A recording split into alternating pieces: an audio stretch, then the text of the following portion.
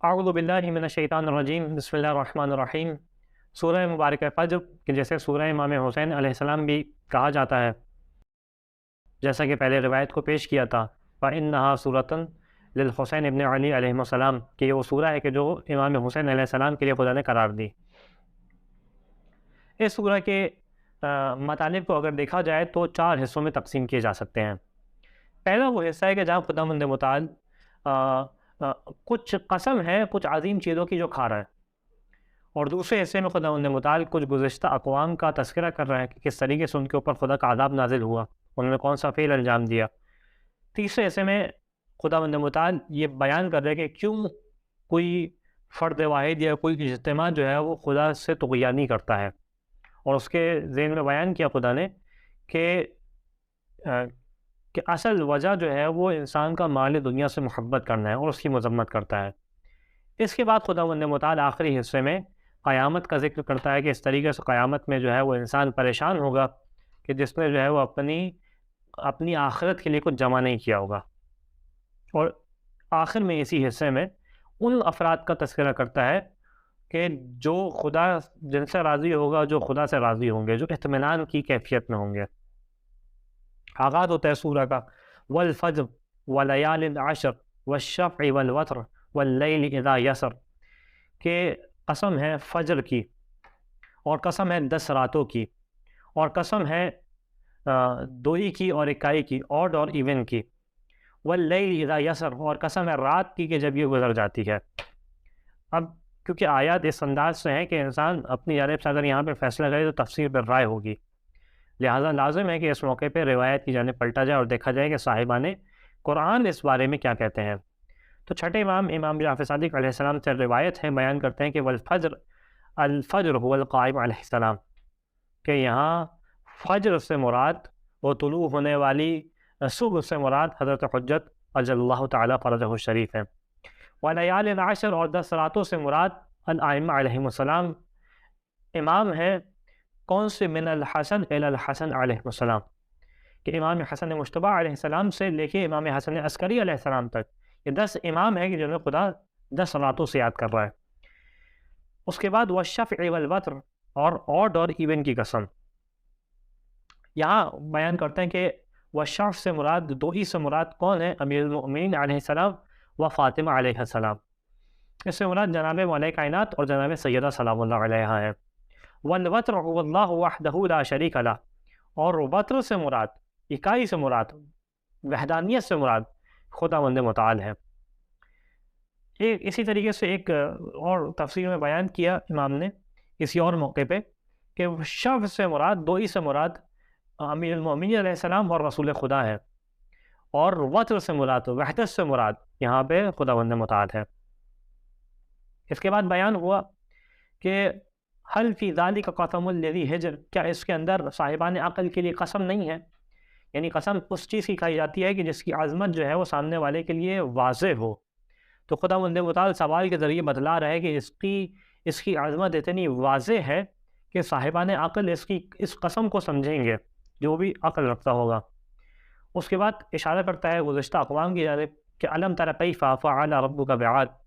کیا آپ نے نہیں دیکھا کہ قوم عاد کے ساتھ خداوند متعال نے کیا کیا؟ اور یہاں پہ قوم عاد کے بعد قوم سمود اور فرعون کا ذکر کیا۔ یہاں سے سمجھ میں آتا ہے کہ مفسرین بیان کرتے ہیں کہ یہ علم تارا کیفہ کے ذریعے سے، کیا آپ نے نہیں دیکھا، اس سے سمجھ میں آتا ہے کہ اس زمانے میں بھی ان لوگوں کے درمیان ان اقوام کے تذکرے مشہور تھے، اور قرآن آنے سے پہلے بھی یہ لوگ جانتے تھے کہ خدا نے کس طریقے سے قوم عاد کے اوپر عذاب نازل کیا تھا، اور قوم سمود کے اوپر اور فرعون کے اوپر۔ تو بیان کیا کہ علم تر کیف فعل ربک بعاد ارم ذات العماد، کہ آپ نے نہیں دیکھا کہ خداوند متعال نے قوم عاد کے اوپر کس طریقے سے عذاب کو نازل کیا، ارم ذات العماد، کے جو ارم بھی تھے۔ یہاں پہ ارم میں مختلف تفاصیل بیان کی گئی، بعض ایک نے کہا کہ جس شہر میں قوم عاد رہتے تھے اس شہر کا نام ارم تھا، بعض ایک نے کہا کہ جس قوم عاد کے جو قبیلہ تھا اس کو ارم بھی کہا جاتا تھا۔ ذات العماد، یہ لوگ جو ہے وہ عمارتیں بنانے والے تھے، اور ان کا آرکیٹیکٹ جو ہے وہ قرآن اس کی تعریف کر رہا ہے کہ یہ ان کا آرکیٹیکٹ ایسا تھا کہ قابل ستائش تھا، لیکن اور کتنی ترقی یافتہ قوم تھی کہ التی لم یخلق مثلها فی البلاد، کے ابھی تک قرآن جب تک نازل ہوا جب تک جو ہے اس جیسی کوئی قوم جو ہے وہ قرۂ ارض پہ موجود نہیں تھی، اس قسم کی قوم کو خلق نہیں کیا گیا، یعنی اتنی جدید اتنی ترقی یافتہ قوم تھی۔ اس کے بعد دوسری قسم کھائی کہ وہ سمود الذین جابوا الصخر بالواد، اور سمود کی قسم کہ جو پہاڑوں کے اندر پہاڑوں کو کاٹ کے اس کے اندر گھر بنایا کرتے تھے، یعنی اس زمانے کی ہزاروں سال پہلے کی بات کہ جب جو ہے وہ اس طریقے سے ٹیکنالوجی نہیں تھی، لیکن اپنے زمانے کے اعتبار سے ٹیکنالوجی میں بہت ایڈوانس لوگ تھے کہ جو پہاڑ کو کاٹ کے گھر بنایا کرتے تھے، ان کی جو ہے وہ اس چیز کے اوپر بیان کرنا چاہ رہے ہیں کہ کتنا ایڈوانس قوم تھی ہے۔ اس کے بعد الذین جابوا الصخر بالواد وفرعون ذی الاوتاد، اور قسم ہے فرعون کی جو میخوں والا تھا، میخ کہتے ہیں کیل کو، اوتاد یعنی میخ، میخ یعنی کیل۔ یہاں پہ امام نے بیان کیا کہ کیوں جو ہے فرعون کو میخوں والا کہا گیا، اور اس ذیل میں بیان کیا کہ جب بھی یہ کسی کے اوپر جو ہے وہ عذاب دیتا تھا، کسی کو کوئی اس کے خلاف کوئی بات کرتا تھا اور اس کو اس بات کے خلاف، اس کے خلاف کلام کرنے کے خلاف جب یہ عذاب دیتا تھا تو کیا کرتا تھا کہ انسان کو زمین پہ لٹاتا تھا، یا جو ہے وہ اس کو لکڑی کے اوپر لٹاتا تھا اور چاروں جانب سے ہاتھ پیروں کے اوپر کیل ٹھوک کے چھوڑ دیتا تھا، یہاں تک کہ انسان کا خون بہتا رہے، وہ عاذیت میں تڑپتا رہے اور اسی حالت میں مر جائے۔ کہ جس طریقے سے جب جناب موسیٰ اور کا جو ہے وہ جادوگروں سے آمنا سامنا ہوا تھا اور جادوگر ایمان لے کے آ گئے تھے، تو قرآن نے اس موقع پہ بھی بیان کیا فرعون کا جملہ لَأُصَلِّبَنَّكُمْ جُذُوعَ النَّخْلِ، کہ تم لوگوں کو میں کھجور کے درخت کے اوپر لٹکا دوں گا۔ تو وہاں پہ بھی بعض مفسرین نے بیان کیا کہ لٹکانے سے مراد کیا تھا کہ ہاتھوں پہ کیل لگا کے جو ہے وہ لٹکا دے گا، یہاں تک کہ انسان مر جاتا تھا۔ تو لہٰذا خداوند متعال نے اس کو جو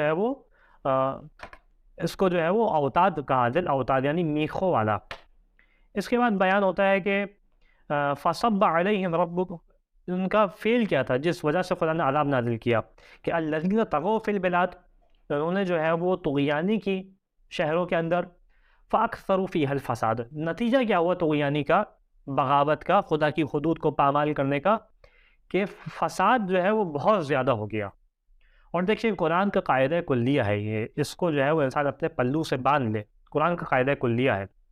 کہ جہاں کہیں بھی خدا کی حدود کو پامال کیا جائے گا،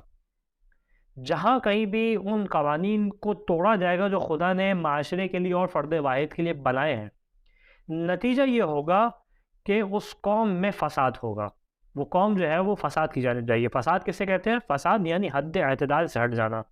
جس مقام کے لیے، جس آسائش کے لیے، جس آسائش کے ساتھ خدا نے کسی قوم کو خلق کیا ہے،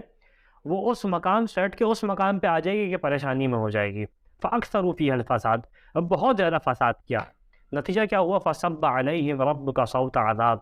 خداوند متعال نے لگاتار شدید عذاب ان کے اوپر نازل کیا، کہ جب بھی طغیانی ہوگی فساد ہوگا، فساد کے بعد خدا کا عذاب آتا ہے۔ اور یہ ہمارے لیے بھی نصیحت ہے کہ اگر ہم دیکھیں کہ کچھ چیز ایسی محسوس ہوتی ہے کہ جو خدا کی جانب سے عذاب محسوس ہوتی ہے، تو استغفار کریں کثرت کے ساتھ۔ خدا نے جو ہے وہ شدید قسم کا عذاب دیا، اس کے بعد بیان کرتا ہے ان ربک لبالمرصاد، اور یہ نہ بھولیے گا کہ آپ کا رب جو ہے وہ گھاٹ لگائے بیٹھا ہے، آپ کا رب گھاٹ لگائے بیٹھا ہے، کہ یہاں کوئی شخص جو ہے وہ طغیانی کرے گا اور اپنی یہاں خدا جو ہے وہ ڈھیل بھی دیتا ہے۔ ایک خدا کی حکمت عملی یہ بھی ہے کہ ڈھیل دی جائے، لیکن ایک مرحلہ ایسا آتا ہے کہ ڈھیل کے بعد اب خدا لگام کھینچتا ہے، کیونکہ وہ گھاٹ لگائے بیٹھا ہے، ان ربک لبالمرصاد۔ اس کے بعد اب خدا جو ہے وہ ترتیب آیت سے ایسا محسوس ہوتا ہے، اور علماء اخلاق بھی بیان کرتے ہیں کہ تمام برائیوں کی جڑ کیا ہے، کہ فَأَمَّا الْإِنسَانُ إِذَا مَا ابْتَلَاهُ رَبُّهُ فَأَكْرَمَهُ وَنَعَّمَهُ فَيَقُولُ رَبِّي أَكْرَمَنِي، کہ انسان وہ ہے کہ جب خداوند متعال اس کا امتحان لیتا ہے، ابتلا یعنی امتحان لینا، تو اس کی عجیب کیفیت ہوتی ہے۔ اور خدا امتحان کس طریقے سے لیتا ہے؟ فَأَكْرَمَهُ وَنَعَّمَهُ، خدا اس کے اوپر کرامت کرتا ہے، اس کے اوپر نعمتوں کی بارش کرتا ہے۔ فَأَكْرَمَهُ وَنَعَّمَهُ کہتا کیا ہے؟ فَيَقُولُ رَبِّي أَكْرَمَنِي، اس موقع پر تو کہتے ہیں کہ میرے رب نے میرے اوپر کرامت کی ہے، اگر شکر گزار ہے۔ لیکن جب دوسرا مرحلہ آتا ہے کہ وَأَمَّا إِذَا مَا ابْتَلَاهُ فَقَدَرَ عَلَيْهِ رِزْقَهُ، کہ جب ہم اس کا امتحان لیتے ہیں، رزق کو اس کے اوپر ضیق کر دیتے ہیں، رزق کو تنگ کر دیتے ہیں اس کے اوپر، نتیجہ کیا ہوتا ہے؟ فَيَقُولُ رَبِّي أَهَانَنِي، اس موقع پہ آ کے کہتا ہے کہ میرے رب نے مجھے ذلیل کر دیا۔ یہ انسان کی عجیب فطرت ہے کہ انسان حقیقتاً خدا کی جانب سے نعمت کس کو سمجھتا ہے؟ مال دنیا کو سمجھتا ہے کہ جب خدا مال دنیا دے رہا تھا تو خدا اچھا ہے، جب مال دنیا خدا نے لے لیا تو خدا نے مجھے ذلیل کر دیا۔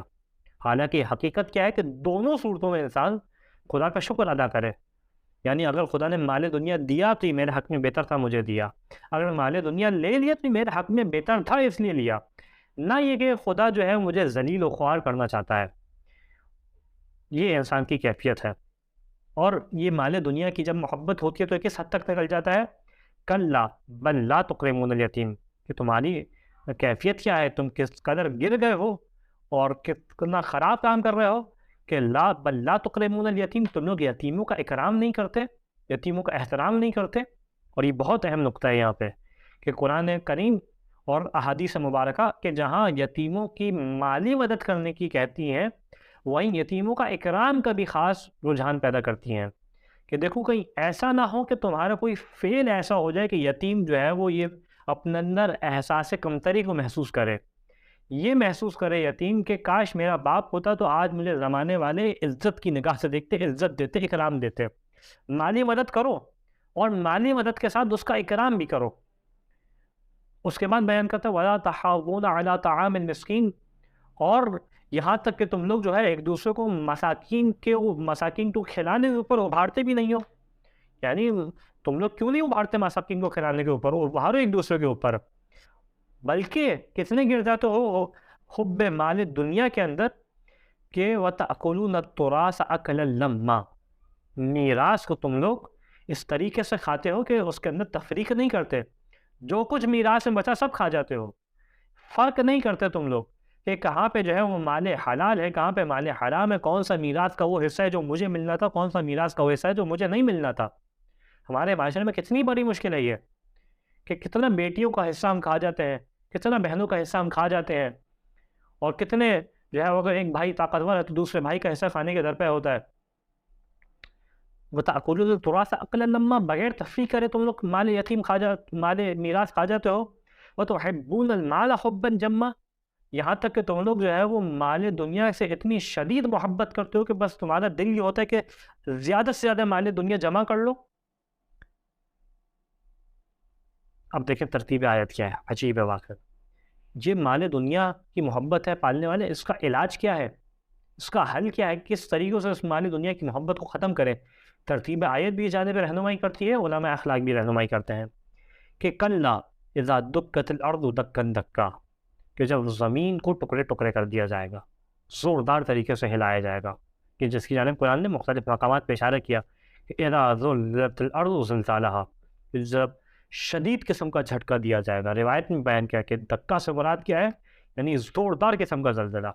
ایسا زلزلہ کہ جس سے گویا، اب یہ میرے اپنے الفاظ ہیں، ایسا زلزلہ کہ جس سے گویا جو ہے وہ زمین ریزہ ریزہ ہو جائے گی۔ وَجَاءَ رَبُّكَ وَالْمَلَكُ صَفًّا صَفًّا، اور خدا اور ملائکہ سب بسا پا رہے ہوں گے۔ یعنی انسان آخرت کو یاد کرے، انسان جو ہے وہ آخرت کو یاد کرے، اس آخرت کو یاد کرنے کی وجہ سے انسان جو ہے وہ اپنے دل میں محبت مال دنیا کو کم کر سکتا ہے۔ وَجَاءَ رَبُّكَ وَالْمَلَكُ صَفًّا صَفًّا، اور رب اور ملک سب بسا پا رہے ہوں گے۔ اب یہاں پہ جو ہے وہ ایک سوال بنتا ہے کہ خدا جو ہے وہ خدا جو ہے وہ مقید نہیں ہے مکان کے اندر، تو کس طریقے سے خدا آئے گا؟ کیونکہ جو مقید نہ ہو وہ نہ آ سکتا ہے نہ جا سکتا ہے۔ یہی سوال امام رضا علیہ السلام کی بارگاہ میں پیش کیا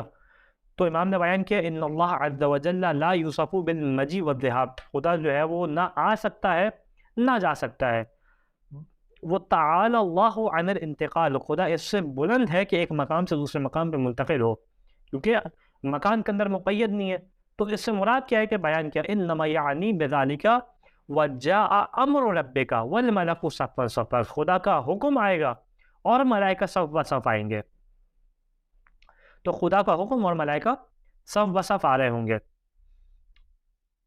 اس کے بعد انسان کی کیفیت کیا ہوگی کہ جب خدا کا حکم آ چکا ہوگا انسان کس قدر پریشان ہوگا کہ وَجِیءَ یَوْمَئِذٍ بِجَہَنَّمَ، اور جہنم کو پکڑ کے لایا جائے گا۔ روایت نے بیان کی، تفصیل روایت ہے، بیان کرتی ہیں روایت کہ کس طریقے سے جہنم کو لایا جائے گا، کہ جو ہے وہ اس کی 1000 نالیں ہوں گی، اس کے بعض ایک روایت میں 70,000 نالیں اس کو لگائی ہوئی ہوں گی، اور ہر نال کو جو ہے وہ 1000 ملائکہ پکڑے ہوئے ہوں گے، اور یہ آتش جہنم ہوگی جو چیخ رہی ہوگی، چلا رہی ہوگی کہ انسان کا دل اس کو دیکھ کے دہل جائے، انسان اس تصور کو دیکھ کے خوف اور رونگٹے کھڑے ہو جائیں کہ کس طریقے سے آتش جہنم کی آگ ہوگی جس سے چیخنے کی آواز آ رہی ہوگی، آوازیں بلند ہو رہی ہوں گی کہ وَجَاءَ رَبُّكَ وَالْمَلَكُ صَفًّا صَفًّا وَجِيءَ يَوْمَئِذٍ بِجَهَنَّمَ، جہنم کو لایا جائے گا۔ انسان جب اس منظر کو دیکھے گا اس کی کیفیت کیا ہوگی کہ یومئذ یتذکر الانسان، انسان اس موقع پہ یاد کرے گا اس موقع پہ انسان کس چیز کو یاد کرے گا؟ کاش وہ جب خدا نے میرا امتحان لیا تھا، کبھی مال دے کے امتحان لیا تھا، کبھی مال لے کے امتحان لیا تھا، اس امتحان میں میں ناکام نہ ہوتا۔ یومئذ یتذکر الانسان وانى له الذکریٰ، لیکن اس موقع پہ ذکر کیا ہی اس کو فائدہ دے گا؟ اب تو دار جزا ہے، دار عمل تو ختم ہو گیا، اب جو کر دیا اس کی جزا دی جائے گی۔ وانى له الذکریٰ یقول یا لیتنی قدمت لحیاتی، اس موقع پہ انسان کہے گا اے پالنے والے، کاش میں نے اپنی حقیقی زندگی کے لیے کچھ جمع کیا ہوتا۔ اور اس موقع پہ انسان گویا آخرت کو اپنی زندگی کہہ رہا ہے، اور قرآن کی آیت وہ واضح ہوتی ہے کہ وَمَا الْحَيَاةُ الدُّنْيَا إِلَّا مَتَاعُ الْغُرُورِ، کہ دنیا کی زندگی کچھ بھی نہیں ہے سوائے یہ کہ دھوکہ ہے، حقیقی زندگی تو وہ ہے کہ یوم وَيَقُولُ يَا لَيْتَنِي قَدَّمْتُ لِحَيَاتِي، کاش میں اپنی زندگی کے لیے کچھ جمع کیا ہوتا میں نے۔ یعنی انسان نصیحت حاصل کرے اس آیت سے، جب بھی کوئی مہینہ گزرے، کوئی ہفتہ گزرے، شب جمعہ گزرے، جمعہ گزرے، رمضان کے ایام ہیں، رمضان گزرے، انسان اپنے آپ سے سوال کرے یا لیت ما قدمت لحیات، میں نے اپنی زندگی کے لیے کیا جمع کیا ہے جو میں آخرت کے سامنے، خدا کی بارگاہ میں پیش کر سکوں۔ نتیجہ کیا ہوگا؟ فَيَوْمَئِذٍ لَا يُعَذِّبُ عَذَابَهُ أَحَدٌ وَلَا يُوثِقُ وِثَاقَهُ أَحَدٌ، خدا اس دن جیسا عذاب خدا دے گا، ایسا عذاب جو ہے وہ کوئی ایسا عذاب نہیں دے سکتا، اور جیسی پکڑ اور جیسا خدا انسان کو جکڑے گا ایسا کوئی انسان کو جکڑ نہیں سکتا اس موقع پہ۔ نتیجہ کیا ہوگا؟ اور دوسرا طبقہ کون سے ہوں گے کہ یا ایتھا النفس المطمئنہ، ایک وہ طبقہ ہوگا کہ جس سے خدا کہتا ہے اے نفس مطمئنہ ارجعی الی ربک راضیۃ مرضیہ، جب انسان پریشان ہوں گے، جب انسان بے چین ہوں گے، اس موقع پہ ایک ایسا نفس ہوگا جس سے خدا کہتا ہے اے نفس مطمئنہ اپنے رب کی جانب پلٹ آ، ارجعی الی ربک راضیۃ مرضیہ، اس حالت میں پلٹ آ کہ تو رب سے راضی ہے، تیرا رب تجھ سے راضی ہے، تو نے کبھی دنیا میں وہ فعل انجام نہیں دیا کہ جو رضایت رب کی خلاف ہو، تو نے ہمیشہ خدا کا شکر ادا کیا، یہاں تک کہ تو رب سے مکمل طور پر راضی ہو گیا، خدا کی نعمتوں سے اطمینان میں آ گیا، اور تیرے افعال اتنے اعلیٰ پائے کے تھے کہ تیرا رب تجھ سے راضی ہو گیا۔ روایت نے بیان کیا یہ آیت سے مراد جو ہے وہ امام حسین علیہ السلام ہے اور امام حسین کے اصحاب ہیں، کہ جو خدا سے اطمینان میں تھے، کہ جو خدا سے راضی تھے، خدا ان سے راضی تھا۔ فَادْخُلِي فِي عِبَادِي وَادْخُلِي جنتی، میرے بندوں میں داخل ہو جا، میری جنت میں داخل ہو جا۔ خدا مند متعال سے دعا ہے کہ اس سورہ کے مطالب پہ ہمیں عمل کرنے کی توفیق عطا فرما، اور اس سورہ کو عملی حساب سے اپنی زندگی میں نافذ کرنے کی توفیق عطا فرما۔ وآخر دعوانا الحمد للہ رب العالمین۔